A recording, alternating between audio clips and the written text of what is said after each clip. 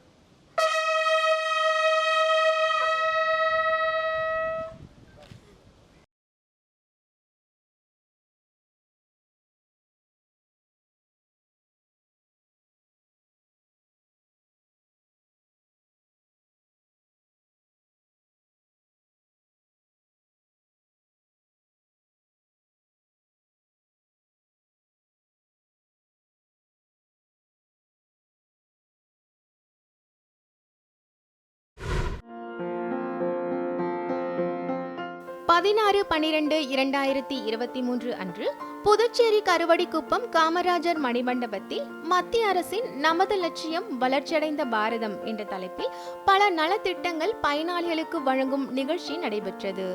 இந்நிகழ்ச்சியில் பாரத பிரதமர் திரு நரேந்திர மோடி அவர்கள் காணொலி மூலம் பயனாளிகளிடம் உரையாற்றினார். இந்நிகழ்ச்சியில் மத்திய தகவல் ஒலிபரப்பு, மீன்வளம், கால்நடை பராமரிப்பு மற்றும் பால்வளத்துறை இணையமைச்சர் முனைவர் எல். முருகன் அவர்கள், மாண்புமிகு புதுவை முதல்வர் திரு ந. ரங்கசாமி அவர்கள் மற்றும் சட்டமன்ற உறுப்பினர்கள் அனைவரும் கலந்து கொண்டு பயனாளிகளுக்கு நலத்திட்ட உதவிகளை வழங்கினர். 2047 ஆண்டிற்குள் இந்திய நாட்டை வளர்ச்சி அடைந்த நாடாகவும் தற்சார்பு மிக்க நாடாகவும் மாற்றுவோம்.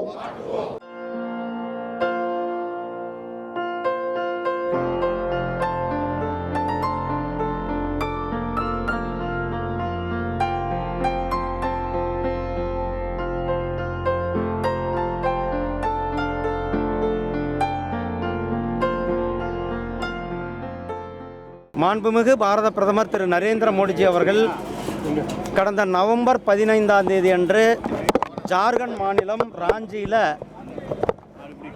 வளர்ந்த பாரதம் 2047 ஒரு உறுதிமொழி ஏற்பு யாத்திரையை தொடங்கி வைத்தார்கள். அதில் முறைக்கொண்டு நாடு முழுவதும் அனைத்து கிராமங்களுக்கும் இந்த மோடியினுடைய உத்தரவாத வாகனமானது சென்று மத்திய அரசாங்கத்தினுடைய திட்டங்களினுடைய பயனாளிகள், அந்த திட்டத்தினுடைய பயனாளிகள் கூட கலந்துரையாடுவது, அது மட்டும் இல்லாமல் புதிதாக திட்டத்திற்கு பயனாளிகள் இந்த இடத்திலே சேர்த்து, அதுதான் பிரதமர் மோடிஜி அவர்களுடைய உத்தரவாத வாகனம். இந்த வாகனம் ஏற்கனவே பயனாளிகளாக பயன்பெற்றவர்கள், அது அனைவருக்கும் வீடு கட்டும் திட்டமாகட்டும், ஜல்ஜீவன் மிஷன் திட்டமாகட்டும், அல்லது விவசாயிகளுக்கு கொடுக்கின்ற சன்மான நிதி, விவசாயிகளுக்கு வருடத்திற்கு 6000 ரூபாய் சன்மான நிதி கொடுக்கப்பட்டிருக்கிறது. அந்த யோஜனாவாக இருக்கட்டும், அல்லது ஏழை எளிய மக்கள் பயன்பெறுவதில் அனைவருக்கும் வீடு கட்டும் திட்டம், ஏழை எளிய மக்கள் பயன்பெறும் விதத்தில் 80 கோடி பேருக்கு மாதத்திற்கு 5 கிலோ அரிசி, 1 கிலோ பருப்பு, அதாவது பிரதமரனுடைய உணவு பாதுகாப்பு திட்டத்தில் கொடுக்கப்படுகிறது. அதே போல் பிரதமரனுடைய 5 லட்சம் ரூபாய் பெருமானமுள்ள இன்சூரன்ஸ் திட்டம் அது நடைமுறைப்படுத்தி கொண்டிருக்கிறது. இந்த 10 ஆண்டுகளில் சோசியோ எக்கனாமி என்று சொல்லக்கூடிய ஏழை எளிய மக்களினுடைய வாழ்வாதாரக்கான திட்டங்கள், அது முத்ரா வங்கி கடன் திட்டமாகட்டும், அல்லது பிரதமரனுடைய சுரக்ஷா, அதாவது பாதுகாப்பு இன்சூரன்ஸ் திட்டமாகட்டும், அல்லது பீமா யோஜனா என்று சொல்லக்கூடிய ஆயுள் காப்பீடு திட்டமாக இருக்கட்டும், இப்படி நாம் சொல்லிக்கொண்டே போகலாம். அத்தனை பிரதமரனுடைய அத்தனை திட்டங்களினுடைய பயனாளிகளை அவர்கள் பயனாளிகளிடத்தில் உரையாடுவது, அதே நேரத்தில் புதிதாக பயன் பெறுபவர்கள், கிசான் கிரெடிட் கார்டு என்று சொல்லக்கூடிய விவசாயிகளுக்கு கடன் அட்டை கொடுக்கின்ற புதிய பதிப்பவர்கள் இந்த வாகனத்தில் பதிவு செய்ய முடியும். அதே போல் இந்த வாகனத்தில் நம்மளுடைய ஆதார் கார்டில் திருத்தங்கள், ஆதார் கார்டினுடைய சேர்க்கிறது இந்த வாகனத்தில் சேர்க்க முடியும். அதே போல் இந்த வாகனத்தில் PM ஸ்வநிதி என்று சொல்லக்கூடிய தெருவோர வியாபாரிகளுக்கு இந்த வாகனத்தில் புதிதாக பதிவேற்ற முடியும். அதே போல் நம்மளுடைய பிரதமர் செப்டம்பர் மாதத்தில் தொடங்கி வைத்த விஸ்வகர்மா யோஜனா என்று சொல்லக்கூடிய நம்மளுடைய ஆச்சாரியராக இருக்கட்டும், மண்பாண்ட தொழில் செய்பவர், இப்படி ஒரு 18 தொழில் செய்பவர்கள், அவர்களுக்கு அந்த பயிற்சி அளிப்பது, அவர்களுக்கு நிதி உதவி கொடுப்பது இந்த திட்டத்தின் மூலம் அவர்களுக்கு இங்கு பதிவு செய்யப்படும். அதே போல் ஏழை எளிய மக்கள், நம்முடைய தாய்மார்கள், சகோதரிகளுக்கு பயனுள்ளக்கூடிய இலவச கேஸ் இணைப்பு திட்டம், இப்படி எண்ணற்ற திட்டங்களை நாம் நடைமுறைப்படுத்தி கொண்டிருக்கிறோம். அந்த திட்ட பயனாளிகளை மோடியினுடைய உத்தரவாத வாகனமானது அவர்களை சென்று சேர்க இருக்கிறது. இந்த உத்தரவாத வாகனம் 2047 பாரத நாடு இந்த நாட்டு உலகத்திற்கு வழிகாட்டியாக இருக்கின்ற நாடாக, உலகத்திற்கு ஆளும் நாடாக இருக்கின்ற வல்லரசு நாடாக இருப்பதற்கான ஒரு உறுதிமொழி யாத்திரையை இந்த மோடி அவர்கள் உத்தரவாதம் கொடுத்தோம். அதற்காகத்தான் நாம் அடுத்த 25 ஆண்டுகளை நோக்கி இப்பொழுதே அடியெடுத்து வைத்திருக்கிறோம். அடுத்த 25 ஆண்டுகளுக்கு திட்டங்களை நாம் துவங்கியிருக்கிறோம். அது மக்கள் ஒவ்வொருவரும், ஒவ்வொரு குடிமகனும் தன்னுடைய கடமையோடு காலனித்துவ மனோபாவத்தை விட்டுவிட்டு, முற்றிலுமாக காலனித்துவ மனோபாவத்தை விட்டுவிட்டு ஒவ்வொரு குடிமகனும் தன்னுடைய கடமையோடு சேவையை செய்ய வேண்டும் என்பதற்கான மோடிஜி அவர்களுடைய உத்தரவாதம் தமிழ்நாடு முழுவதும் கிட்டத்தட்ட 12,000 கிராமங்கள், அதே போல் பாண்டிச்சேரியில் இருக்கிற அத்தனை கிராமங்களும் இந்த வாகனம் சென்று கொண்டிருக்கிறது. இந்த வாகனம் இப்பொழுது நகர்ப்புறங்களில் இருக்கிற ஒவ்வொரு பகுதி, ஒவ்வொரு வார்டு வாரியாக இந்த வாகனம் செல்ல இருக்கிறது என்பதை உங்களிடத்தில் தெரிவித்துக் கொள்கிறேன். திருமதி M. ஜெயலட்சுமி.